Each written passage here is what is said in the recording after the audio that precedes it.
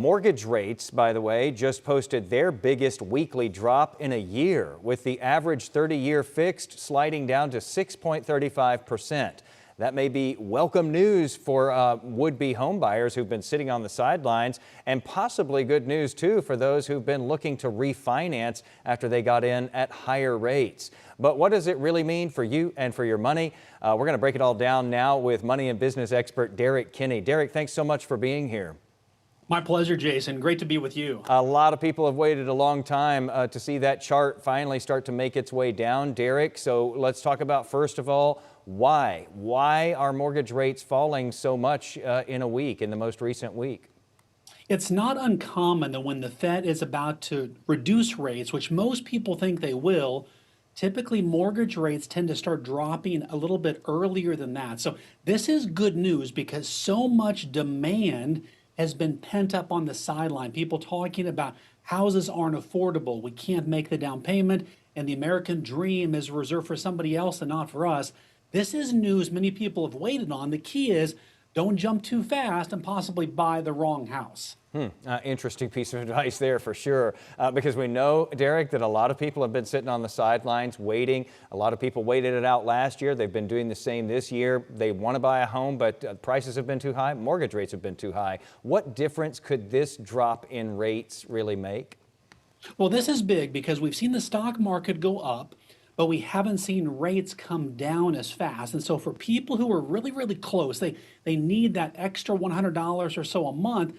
This could be enough to cause them to have the ability to buy a house, but also even if they want to buy maybe a rental property or a second home, lower interest rates are like that gas pedal gets pressed down on that Lamborghini that's stuck in city traffic. Suddenly the traffic opens up and that car can go really, really fast. So this is good news, especially for people that want to buy that first home or maybe an investment property as well. All right, so Derek, let's talk about these folks who, had to have a home in the last year and a half, and they had to get in at rates that were much higher than what we're seeing today.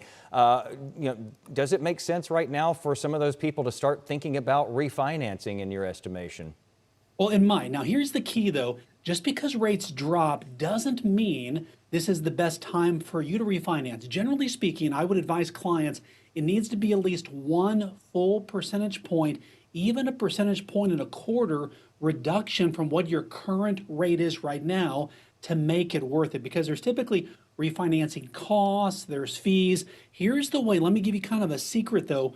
Call your current mortgage lender now. Let them know, look, I'm considering refinancing. Can you give me a deal to cut the cost to keep my business?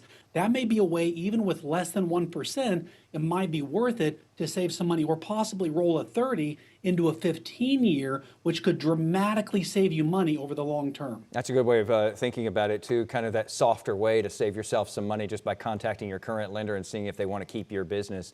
Last thing for you here today, Derek, in the bigger picture, what does this mean for the housing market, as far as you think anyway, and for the overall economy, that we are seeing mortgage rates finally come down from those, stubbornly high levels? Yeah, I like that terminology, stubbornly high levels. There's this funky index that measures housing and the S&P 500. And the better housing does, the better the S&P 500 does. And so housing is good for the economy on a couple fronts. First of all, it gives people peace of mind. People like to own as opposed to rent if they can.